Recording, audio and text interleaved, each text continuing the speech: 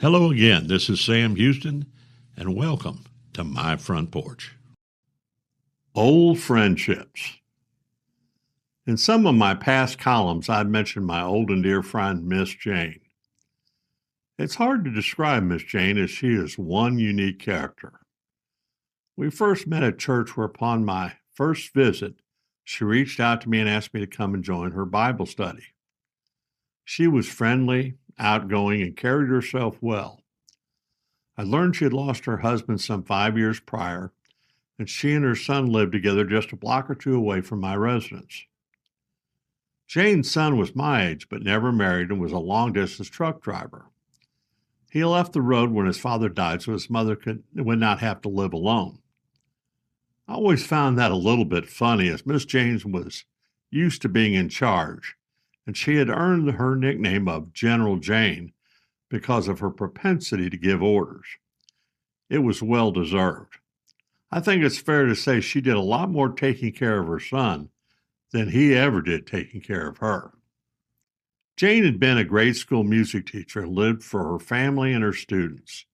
She had been the choir director at church, and over the years she had produced more than her fair share of community pageants and musical programs. When we sold her house and conducted a garage sale of her household goods, tens of her former students came by and took the time to visit Miss Jane, reminiscing about learning the square dance in Miss Jane's class. Clearly, she was one of their favorite teachers. She also spent her summers working at Camp Sweeney, a summer camp for children with type 1 diabetes. There is no telling the number of lives she's touched. That is simply who Miss Jane is. Not sure what caused Jane and I to become close, but right from the very beginning, we were drawn to each other. When my widowed mother came and visited me, she met Jane and the two became friends.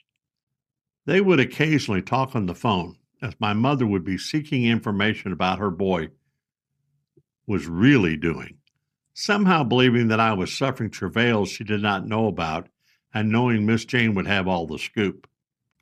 Not sure why these two gals thought a 50-year-old man needed two old ladies to keep account for him, but they made it their mission to stay up to date on my life.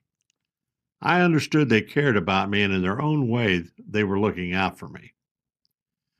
The years passed, and the relationship between Miss Jane and I grew. Her son suffered a stroke, and Jane, now in her 80s, had to take care of both him and herself, and it was an almighty challenge. When her son died, there were no other children or immediate family to take care of Miss Jane or assist her, so I naturally fell into the role. She and I talked about it when the time came to give up her car, or it was time to move to assisted living, and as her health failed, time to move to Granbury so she was closer and I could better keep track of her. More years have passed, and the constant that still exists is Miss Jane is concerned about how I'm doing and if I'm okay. She's pretty much bedridden, and her days of going on a drive with me or going out to eat are just a faint memory. Many days when I go to visit, she's uncertain where she is or what her surroundings are. This past week, she told me her apartment was small, but it was not bad for a small college. All I could do was smile and agree with her. The place where she lives takes good care of her, and the staff cares about her. Like me, they hate to see her continue to decline. When I make my daily visit, I sit and hold her hand, and depending on the day and her level of cognizance, we talk about old times, adventures we've had, and the friends we share. She always enjoys hearing about my grandchildren, and it seems to bring her joy knowing how much I care about them. She's been a faithful Christian her whole life, and she's prepared for the next step, though there are times I doubt if I'm as prepared for her to go as she is. She's my friend, my substitute mother, and my confidant. I know her love for me is never ending, and the knowledge of it soon being gone is hard to accept. Seeing her body atrophy, her mental capabilities diminish, is an emotional challenge for both of us.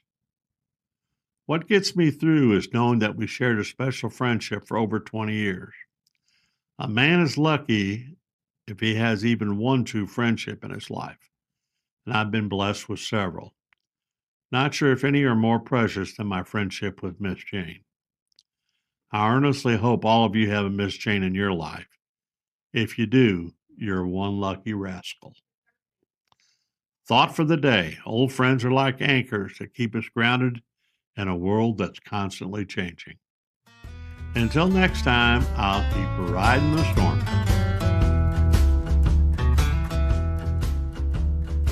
You've been listening to From My Front Porch with Sam Houston, brought to you by the Granbury Theater Company.